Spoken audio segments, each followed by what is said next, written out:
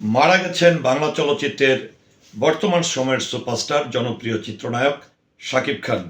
নিশ্চয়ই আমার এই যে ভিডিওটি করেছি, ভিডিওটি থাম্বনেল দেখার পর কিভাবে মৃত্যু হয়েছে এবং মৃত্যুর পরে কি কি ঘটেছে, কারা কারা উপস্থিত হয়েছে, সব কিছু স্পষ্টভাবে দেয়া আছে।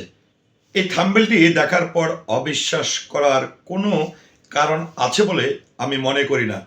তাই তো এই থাম্বনেলটি ব্যবহার করি আমি আপনাদের কাছে জনপ্রিয় চিত্রনায়ক সুপারস্টার শাকিব খানের এই মৃত্যুর সংবাদটি পৌঁছে দিচ্ছি। হ্যাঁ, সম্প্রতি আমরা সামাজিক যোগাযোগ মাধ্যমে অনেক ভিডিও লক্ষ্য করেছি, যেখানে কখনো কখনো চিত্রনায়ক শাকিব খান মারা গেছেন, কখনো কখনো চিত্রনায়িকা অপবিশ্বাস মারা গেছেন, কখনো কখনো চিত্রনায়ক রুবেল মারা গেছেন, কখনো কখনো চলচ্চিত্র অভিনেতা মিশা সওদাগর মারা গেছেন, কখনো কখনো চিত্রনায়িকা শাবনূর মারা গেছেন, কখনো কখনো চিত্রনায়িকা মৌসুমী মারা গেছেন।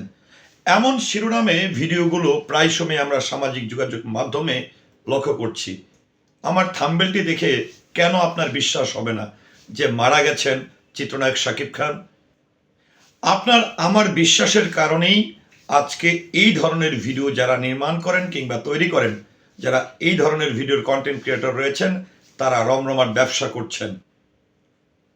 তারা মিলিয়ন মিলিয়ন ভিউ অর্জন করছেন। অর্থাৎ এই ধরনের সংবাদ, এই ধরনের থাম্বনেল, এই ধরনের গুজবের ফলেই তারা আজকে অনেকটাই অর্থনৈতিকভাবে স্বাবলম্বী হচ্ছেন। এর জন্য দায়ী কে? আপনি, আমি, নাকি যারা কন্টেন্ট ক্রিয়েট করে? অবশ্যই এর জন্য দায়ী এই সংবাদকে বিশ্বাস করা, এই গুজবকে বিশ্বাস করার জন্য সবচেয়ে বেশি দায়ী আমরা যারা এই ভিডিওগুলো দেখে থাকি কিংবা এই ভিডিওগুলোতে ক্লিক করে থাকি। এখন আপনার মনে প্রশ্ন জাগতে পারে, আমি কেন ক্যাপশন দিয়েছি মারা গেছেন শাকিব খান? কারণ আমি যদি এই যে গুজব যারা রটায়, গুজব যারা ছড়ায়, মিথ্যা তথ্য যারা প্রচার করেন, মিথ্যা কন্টেন্ট যারা তৈরি করেন, আমি যদি এই থাম্বনেলটি না দিতাম, এই থাম্বনেলটি কিন্তু আমার নিজের তৈরি না। নিশ্চয়ই কোনো একটি গুজব যারা প্রচার করেন, গুজব যারা ছড়ান, তাদের কাছ থেকে নেয়াই কিন্তু এই থাম্বনেল।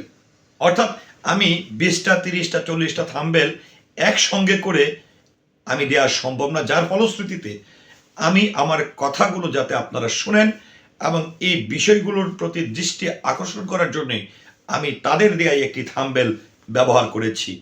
এখন প্রশ্ন, আপনি কিভাবে বিশ্বাস করবেন, কিভাবে অবিশ্বাস করবেন?